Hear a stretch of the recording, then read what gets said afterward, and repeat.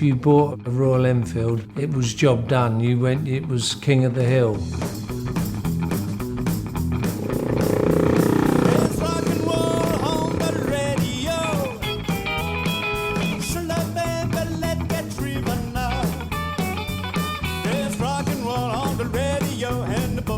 The origins of the Royal Enfield Continental GT 250, not only was it the best handling, but it was the fastest and lightest, and I think best looking available in the UK.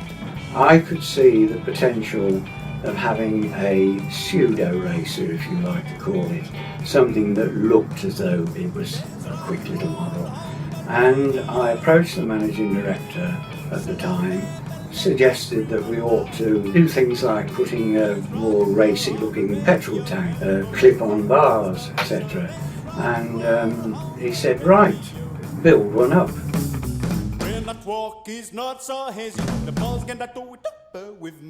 The origin of cafe races grew up around London and the southeast of England. The cinema and the cafe were the two places that young people grouped together in the 50s. And race from one cafe to another is where the concept of cafe racer came.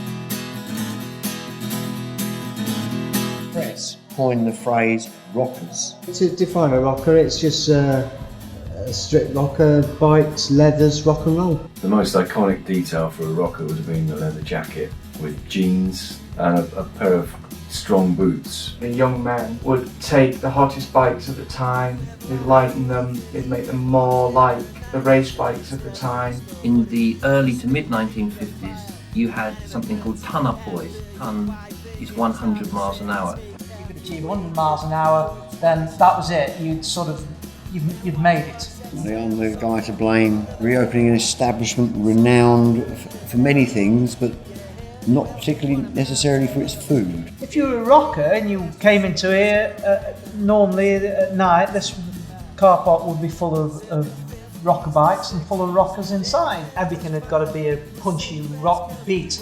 Elvis, G. Vincent, Eddie Cochran. Because we weren't so much into dancing. I mean, motorcycles have meant rebellion for 100 years or more. What are you gonna do?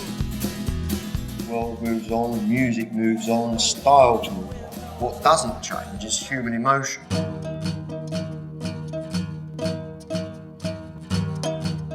We approached Harris Performance and Xenofia for their support in this project.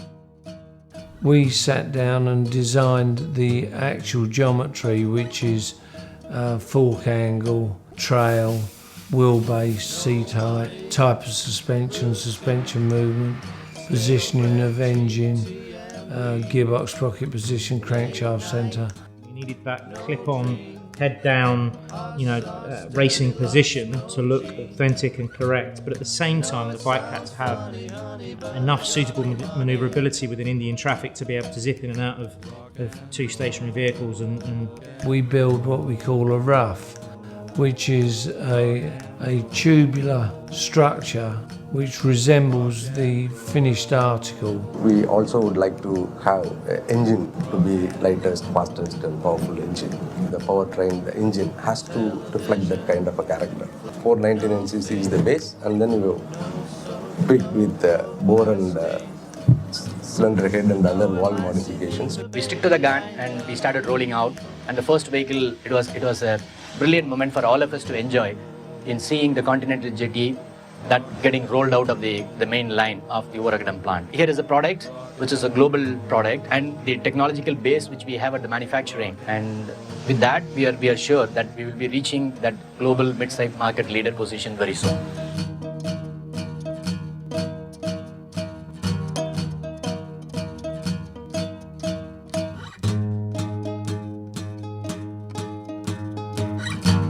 You should enjoy it. You should feel there's a cafe racer, there's a classic sports motorcyclist there.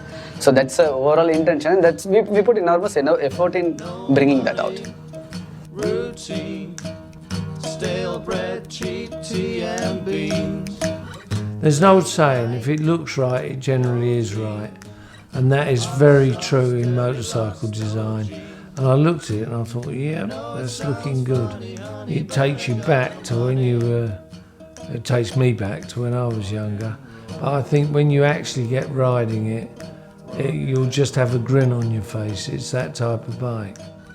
Television, flat drink, wash up, fill up the sink. No care, no think, no soap, no hope, I stink. I know it might seem mean, but baby, I ain't gonna breathe.